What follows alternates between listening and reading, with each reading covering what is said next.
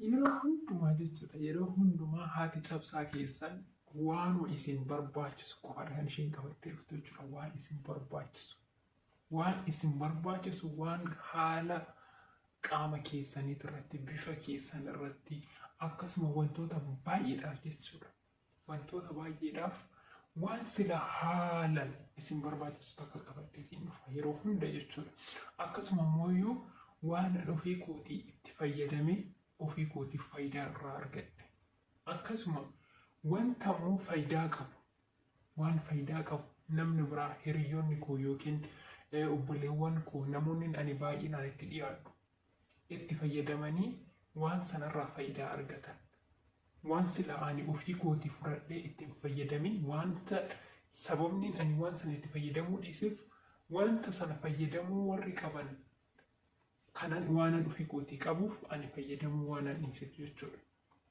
Akkasuma immoo waan ofii kootii itti fayyadamee anaaf na gargaare yookiin immoo anaaf naa ta'e isinii qabadee dhufa jechuudha. Yeroo hundumayyuu waan barbaadan na biraa hin dhabdan. Waan qabadee dhufu immoo waan mirkanaan qabatamaan waan sana hojjetu yookiin immoo waanan jedhe san irratti mul'atu jechuudha. Akkasuma namoonni baay'een keessan gara keessatti na dubbisaa isiniin jedhee warri isin jalaa qabe yookiin immoo na dubbistanii warri isin jalaa dide yoo jiraattan dhiifama. Warri deebisanii deebisee yoo jiraattan immoo hir'ina deebii gaafii isin na gaafattanii keessatti wanti jiru yoo jiraate dhiifama.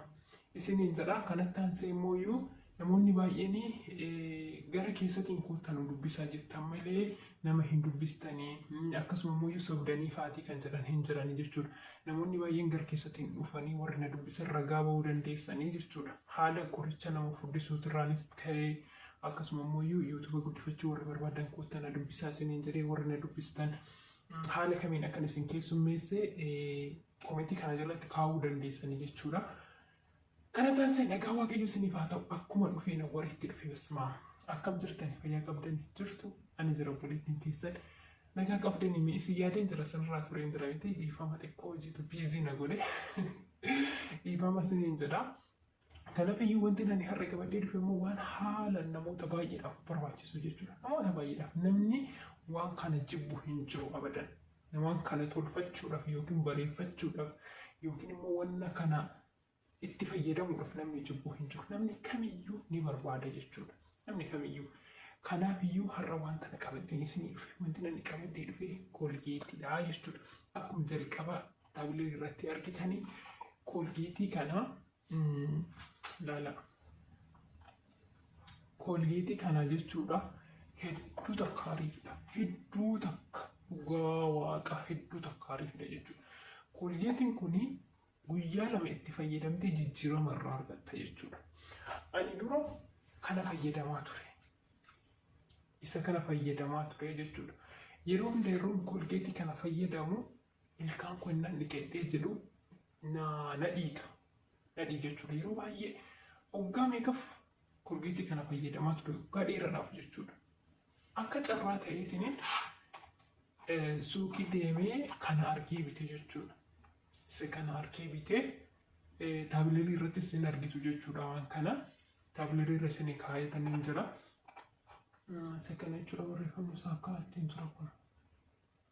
Koolgeetiin kun hedduu takka bareedduudha jechuudha. Hedduu takka ilkaan illee nama addeessa laala ilkaan kiyya akka addaatu ilkaan kiyya baay'ee takka addiidha jechuudha. Sijjammaan ilkaan kiyya addiidha garuu ergammoo kanaan dhiqachuu jalqabee even bakka baay'uma takka naaf ture jechuudha. Baay'uma takka hedduu takka jaalladhe.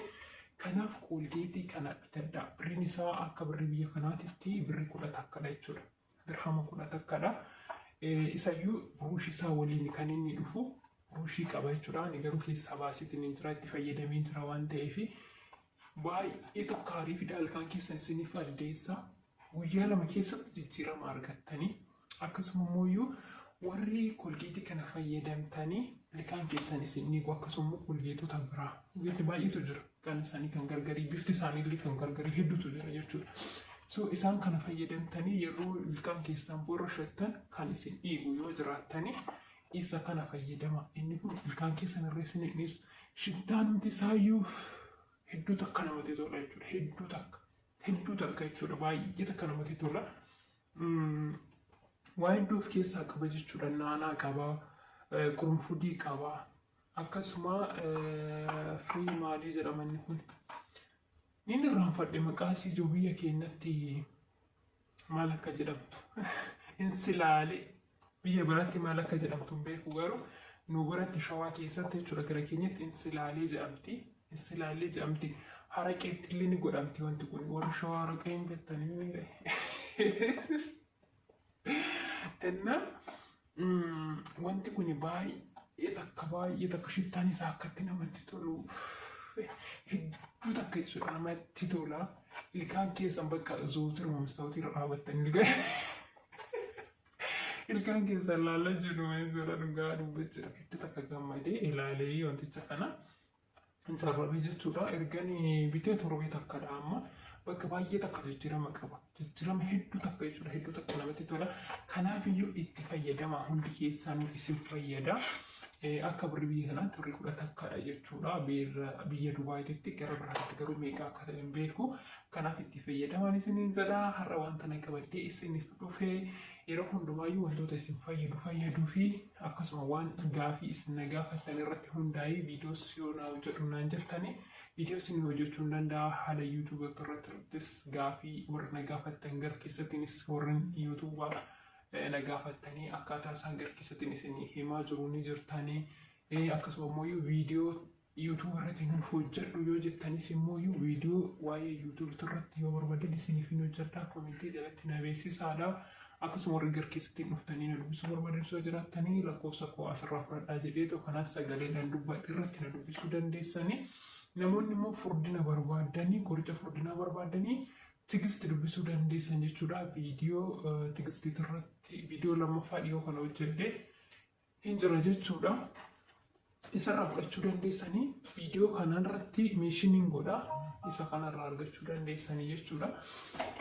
Kanaaf iyyuu gaasalarraa badeetiin ture har'ammoo wanta na qabadhee biqqisanitti jedhee namoonni ilkaan keessan addeeffachuu, ilkaan keessan bareeffachuu akkasuma yommuu ilkaan keessan dhiqattan ilkaan keessan isin dhiigu yoo jiraattanii koolgeetii sana dhiisati koolgeetii kana fayyadamaa. Koolgeetiin kun baay'ee takka ariifidha dhugaa dubbachuudhaaf yoo ta'e hedduu takka suura isaa seeraan isiniif kaa'atee abililirraa barreeffama isaa maqaa isaa waliin achirraa fudhattanii raawwattanii itti fayyadamtu. Bitadhaa bakka barbaadannoo jiraata suupermaarkeettii guutee hin jira waan ta'eef bitadhaatii itti fayyadama. Hedduu takka baay'ee ariifidha fayyaa ilkaan keessaniitiif akkasuma qulqullina ilkaan keessaniitiif hedduu takka ilkaan keessan isiniif addeessa.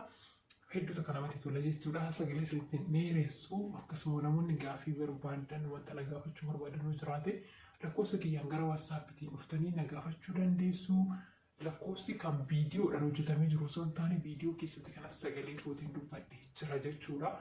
Isarraa fudhattanii dhuftanii na dubbisuu dandeessu. Warri immoo qoricha barbaadan tigistiin dubbisuu dandeessanii jechuudha. Kanaaf iyyuu turtii gaarii naaf qabaadhaa. Hanga viidiyoo biraatiin isinitti deebi'utti nagaa fayyaatti naaf tura. Gaafii qabdu taanaan koomentii jalattis gaafachuu dandeessu. Gara keessan dhuftanii na gaafachuu dandeessu. Nagaa naaf ta'a. Hedduu isin jaalladha, hedduu isin kabaja.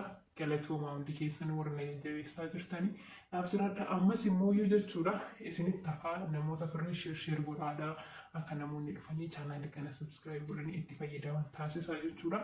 Kana hundumaan gootaniif galatoomaa. Fayyaa nagaa ta'a. Baay'ee.